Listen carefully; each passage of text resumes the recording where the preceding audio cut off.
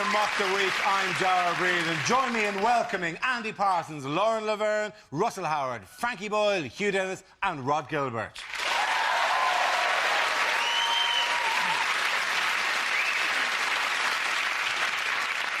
We start off with headlines. It's fairly obvious what the big news story of the week was. Here's a picture of the effects of this summer's adverse weather.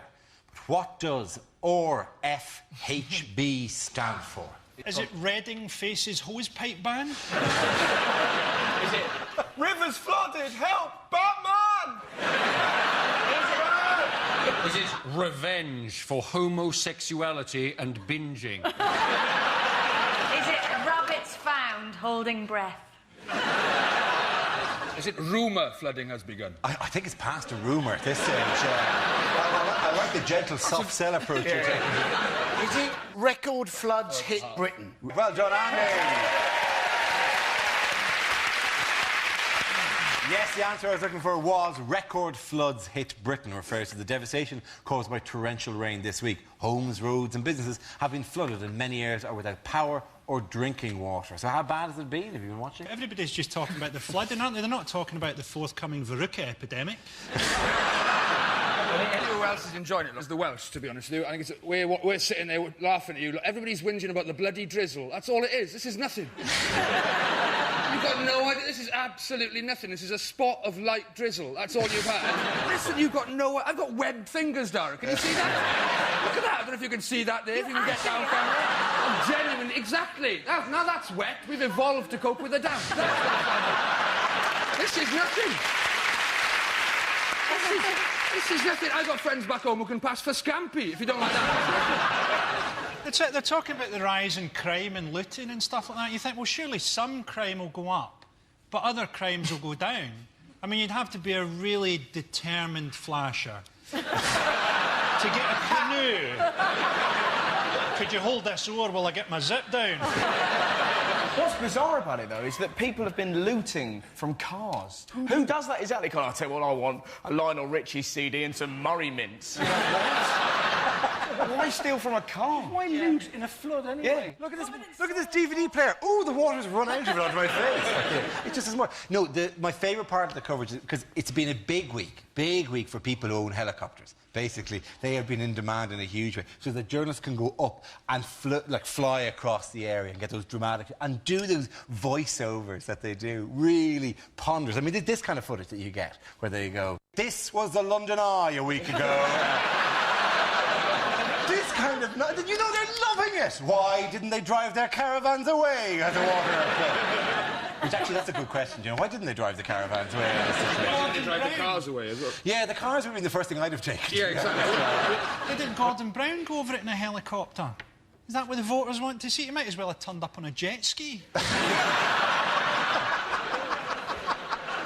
And we've had all this panic buying, haven't we? Oh, that's hilarious. You know, various people queuing up, haven't they? And complaining, you know, they've been queuing, they've been moaning about the weather. They're British. It's the best day of their bloody lives.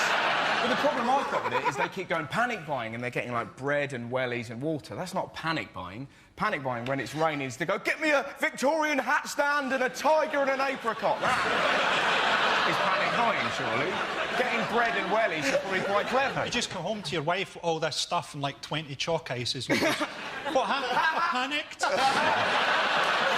The best statistic I've learned is the sales of tumble dryers are up tenfold. Yeah. People, rather than just buying one tumble dryer, are now filling an entire room with tumble dryers. Just 10 tumble dryers stacked high, with your clothes in one, your carpet in the next, your DVD player in the third, then your child just slowly drying out. Do you know, In terms of other public stories, why did this man's family not want to leave the pub? Did he have a quid on the pool table and it was winner stays on? Is it because that man's only got the top half of his body? He said he couldn't go. We couldn't leave Katie, their dog. She's 14, weighs 8 stone, has arthritis, and couldn't be winched to safety. Put it down. She Put could it down. float to safety. Push her out the window, she'll find her way home. There is a bright side, though, isn't there? Because there's going to be less terrorist attacks because it'll be really difficult for them to get their bombs lit. Ahmed, trust me, this device will make one hell of a sploosh. It's also good news that the Bishop of Carlisle has decided to keep his trap shut. He should have about this one, hasn't he? Yeah. This was, you know, the bloke who 2 weeks ago, when there was flooding in the South Yorkshire area, said he thought it was due to permissive gay legislation. Now, I don't remember, right, the South Yorkshire area being a thriving gay community. What he said was true. Brighton would be like Atlantis by now. Their public transport system would just be flumes. Gays passing each other. There was a marked difference though in the coverage of these floods and the coverage of the also quite bad, it has to be said, floods in the north.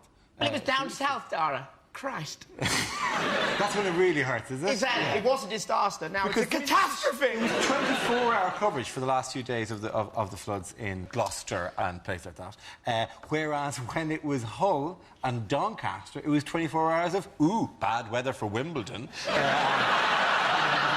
And it's difficult to get... I can imagine they found it tough to really get the sense of pain up when they're sitting in their house, watching their possessions float out the door, going, I hope Rafa Nadal can finish his match today. Do you know why that is, though, Dara? It's because they've only got the one North of England correspondent for the entire flipping news channel, so, you know... And he hasn't got a boat. Exactly. Trapped on the wrong side of the Pennines. Couldn't get to the other side. They can't go over it in a helicopter or people will start worshipping it as a god. Apart from God and his judgmental nature, who is being blamed for this? Oh, the government. Yes. Yeah. Yes, it is the I government's bet, fault. is it David Cameron being all cross? David Cameron He got was very going cross. like this to the sky. Why? That's him. Look That's him. at That's exactly it. Going like that to this guy. It's 'cause it's more forlorn. Oh, going, why would you why, rain in Oxfordshire? The reason is they won't let him in the bloody pub. That's the trouble. They're actually just about to throw the fat dog down. He's going to... He was sloshing around his constituency, Oxfordshire, which is under a few feet of water as well. Not only the worst affected, but he was sloshing around going, well, the rain was at fault, but also the government was at fault. Because apparently they received warning. Really? Yeah. On Wednesday. Was From it the it might Bishop of rain? Carlisle, Not he from the rang Bishop in. of Carlisle, no, but from the... Just the wind. Met Service. Gordon, I'm going to kill you. Anything you want to say, Gordon? No.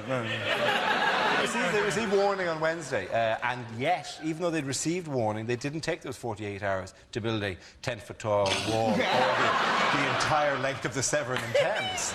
What's wrong with these people? Why are they not thinking? Has anyone else heard the sound of champagne corks and laughter every time they go by DFS? I wouldn't be surprised if all the staff at DFS have spent the whole winter in forest clearings worshipping Thor. Do you think it'll be the first week ever next week when DFS doesn't actually have a sale?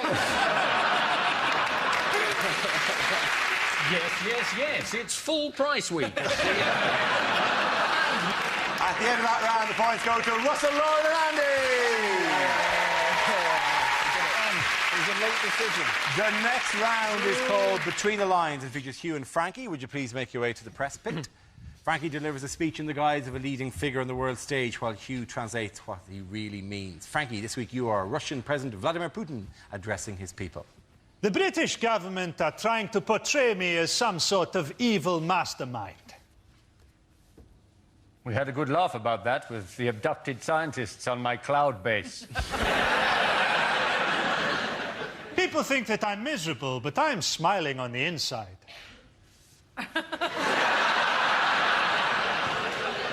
I've just come back from America, where I found I had a lot in common with President Bush. Neither of us can speak English without a translator. I want to gain your confidence. You can trust me. Perhaps we could meet for some sushi. There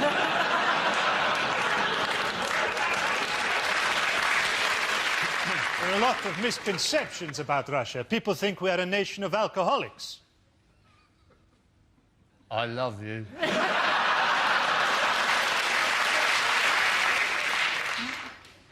People think that... He's trying to do a line. But people think that Russia is run by gangsters. I find that funny. What do you mean funny? Funny how? Funny in what way? You find me amusing? I love you. Britain continues to anger Russia, then we will shut off vital supplies to your country. See how you get on with ordinary porn now. Thank you, and you. Well done about you.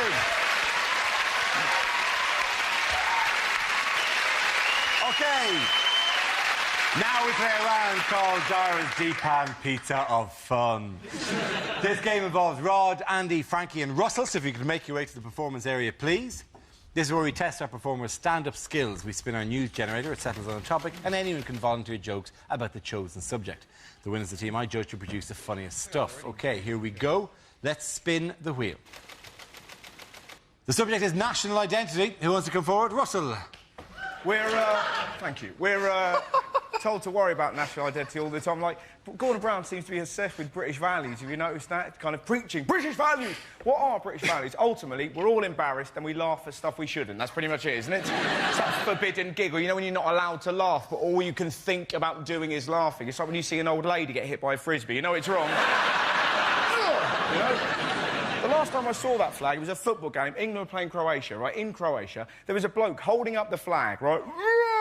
Into which he'd sewn the words, "Go home, asylum seekers!" And you're like, how middle-class a hooligan are you? You're into bigotry and embroidery. Good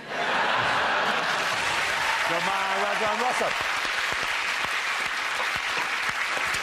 OK, let's spin the wheel again. The subject is transport. Who wants to come in on that? Rod. May I? See, I don't know about you, the viewing public and the audience here in the studio, but I'm pretty paranoid on trains, are you? No, you're not as paranoid as I am. I just get paranoid. They make you paranoid, I think. It's all these announcements and signs. You know, if you see anything unusual, report it immediately. I was on a train last Wednesday and saw a Hare Krishna eating a bounty. I reported it and they blew him up in a controlled explosion. Well done, Rod Gilbert. Thank you very much.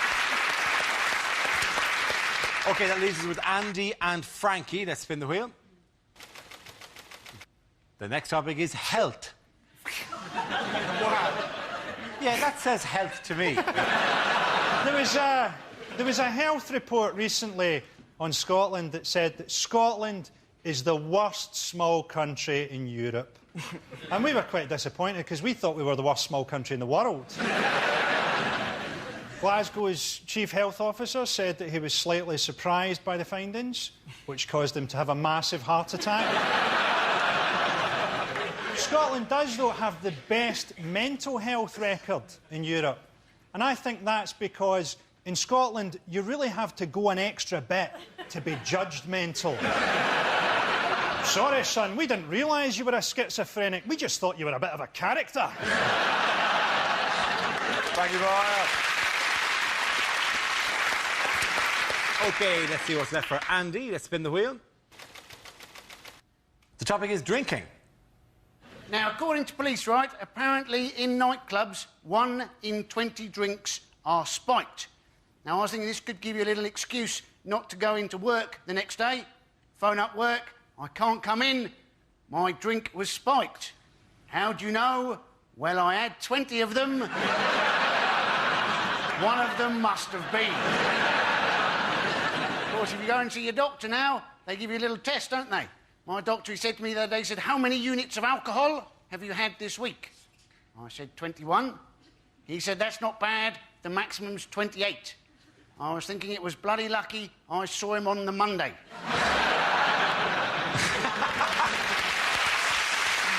At the end of that round, I'm giving the points to Andy and Russell. Come on back. Our next round is called If This Is the Answer. What is the question? On the board are 6 categories. Lauren, which category would you like?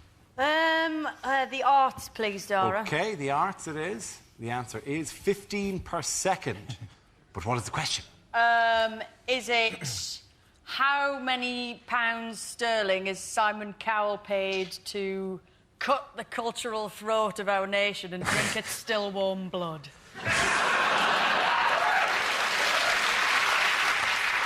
That's not what I have on the card. Is it at what rate has the BBC issued apologies over the last fortnight? Is it how many sofas are currently passing underneath the Severn Bridge?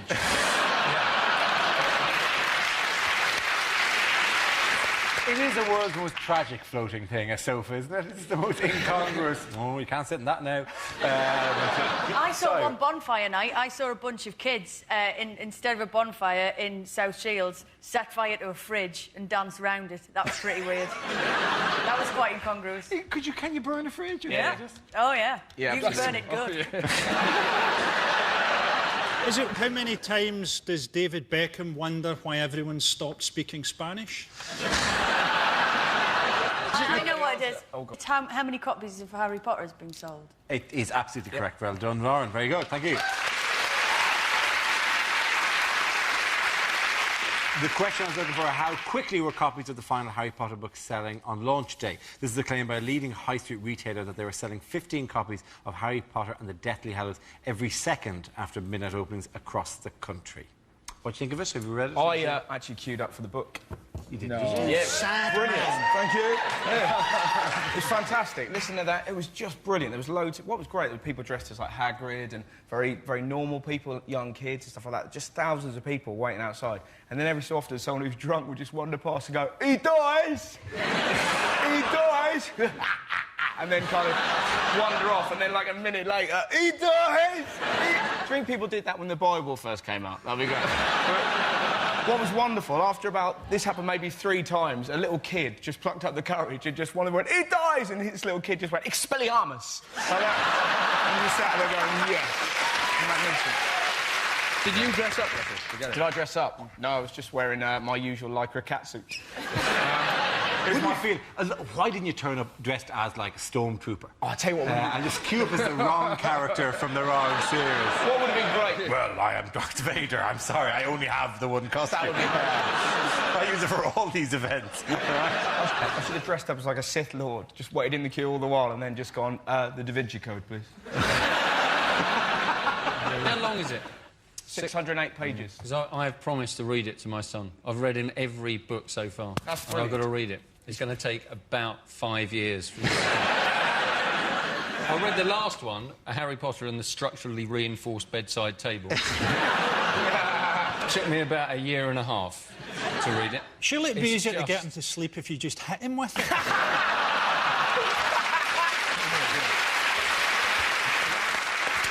A lovely voice. It's translated into how many languages? I don't know how many languages it is, but the most ridiculous thing that I've read about this Harry Potter book is that they've translated into Welsh. Why? I'm going to buy the one which has been translated into parcel mouth. It's actually parcel tongue. Oh, is it parcel mouth? Oh, boy. The Potter crowd are in tonight. It's actually parcel tongue. 5 points from Hufflepuff. Just so you know. Stop playing those 7 people in the audience. Doing a series of in-jokes that the rest of us can do nothing about. Why is it, if Harry Potter is so magical, why can't he cure his own eyesight and get laid? It's weird, because it's all fantasy and it's all... I haven't read it at all, right? And it's all completely fantasy and invented. Am I right? I think I'm Yeah, right. well, if you haven't read it, It's not I haven't read a word of it. It's not based on real life. See, that's what... I don't know, I haven't read it. Based on a real Wizards College. The name of the Wizards College has been changed to protect the innocent. So there's a man called Volgatron who's going... I'm surprised J.K. Rowling can be bothered to write anything with 500 million quid. Her next book is going to be called...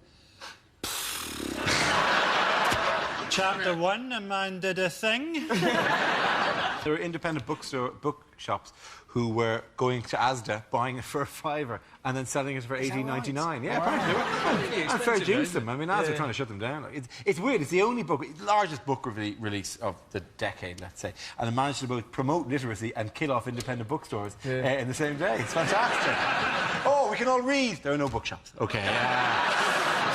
All we're allowed to do is read whatever's in the top 10 in Tesco. Have you seen the top 10 in Tesco? It's all books called Daddy, No! And Touched, but Not by an Angel. what's bizarre about it is that the state of books in this country, most people read books based on what Richard and Judy say to read. How bizarre is that? You know, you just read this. That's right, Judy's got a very good opinion on it. Haven't you noticed that as Judy gets sort of smaller and fatter, Richard's sort of getting longer and thinner? Like she's starting to exert a sort of gravitational pull. It's going to end up with him just orbiting her during a wine tasting. In other news, why might the government be setting a bad example to children? Oh, I know. What is it? Because they've all been smoking drugs. They have. The government have all smoked drugs 25 years ago and didn't like it, any of them.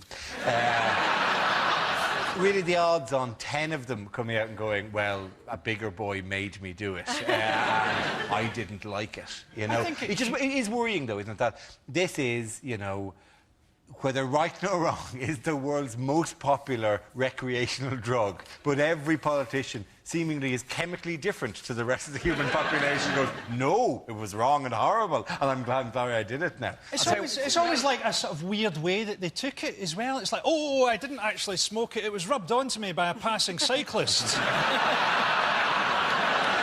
Do you know Oliver Letwin? Do you know how he did dope? How did he do it? He says that somebody put it in his pipe. When he was how old? He didn't say what age he was, but 12. even the notion as a student who's going, How good would that be? Something's gone a bit weird with this now. This is like those people who turn up to hospital with hoovers in their bottoms, isn't it? I had a mate who works in Casualty. Not the television programme. Okay. No. And he worked in A&E, and he had a bloke come in with the hat of a garden gnome. Where it shouldn't have been. And then half an hour later, another bloke turned up with the hat of another garden gnome, and they claimed they'd never met each other. Isn't it connected irreparably with the head, though? Yeah, it was the whole gnome, actually. They both came in with a garden gnome. Oh, I'm sorry, the hat was a bit... Oh, yeah, but the rest of the gnome was sticking out. So I was going to say... You think they tried the fishing rod first? Yeah. That's what happens if you play... I did the gnome... Was the gnome's expression, like, particularly... I'll catch nothing here. George Bush had a colonoscopy this week, didn't he? Surprisingly knew which end to put the camera in. What would be great is if all the MPs, if a few of them have dabbled in other drugs and they start getting flashbacks in the House of Commons. I thought just with that, just be kind of... Mr. Speaker, there is a unicorn winking at me. You know? It'd be great to have a whole junkie cabinet, wouldn't it? This is your third state visit to Morocco this week. It's really interfering with our plans to invade Thailand. But why don't we just go ahead and legalise it? Everybody's saying it's much less dangerous than alcohol. You know, alcohol, people get pissed up, don't they, and then go out and be violent. Cannabis, you stay in and you're able to do sod all. Apparently, though, it causes mental health problems, so, like, because it's so much more powerful now, people can get really, really paranoid. They might sit at home and think that their TV was talking to them. You could go out and kill James Blunt, couldn't you? Just a thought. Again, that one we did points to Frankie Hugh and Rod. Now we come to our final quickfire round called Scenes We'd Like to See. This is for everyone, so if you could make your way over to the performance area, please. I call it ideas for scenarios we'd love to see, and the performers come in with their suggestions. OK, the first subject tonight is unlikely lines to hear in an episode of Doctor Who. Between series, I paint the TARDIS red and sell coffee. Yes, Doctor. I am your arch-nemesis. You may also recognise me as Giuseppe DeMarco from EastEnders. And my many walk-on part in Casualty as Wounded Man. Looks like we've materialised in the 19th century. Oh, no, it's Glasgow 2007. This is not a waste of time. You are a Time Lord. Have you ever given money to the Labour Party? I'm here to save the Earth, but as a doctor, I won't be working evenings or weekends. K9, stop humping the toaster. Well, Welcome to my Dalek poetry reading. This one is called Daffodils. Exterminate daffodils. OK, the next topic is bad ways for Gordon Brown to address the nation. You can take our lives, but you'll never take our freedom. This isn't my sporran. It's Hazel Blair's asking for a promotion.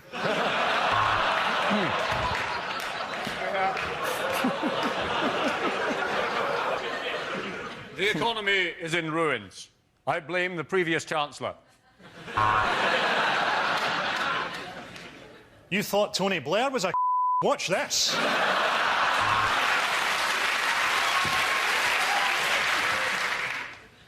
People of Britain, when I address you like this, did you know sometimes I get so excited a little bit of wee comes out?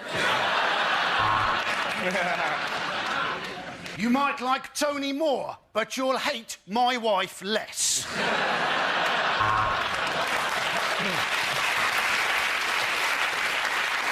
In these troubled times between our nations, I feel I need to reach out to President Putin and say, I have shagged your mother.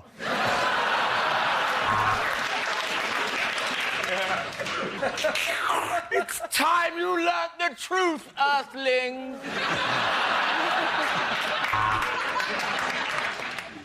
Citizens of New Atlantis, I bring greetings from our brothers, the Crabmen.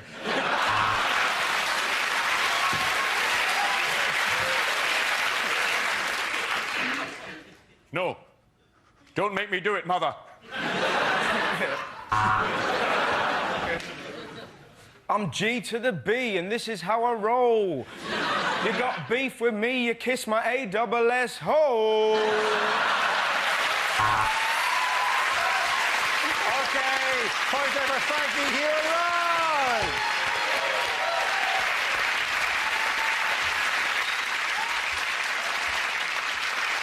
That is the end of the show. This week's winners are Andy Parsons, Lauren Laverne and Russell Howard.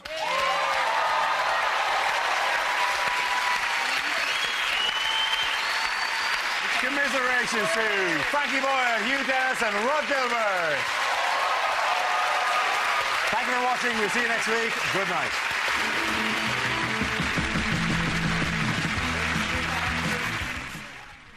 Give them space next on BBC Two. Henderson and the crew face a sensitive mission in hyperdrive. Then pensioners with attitude, Jack and Victor, are in the dark, but still game at 10.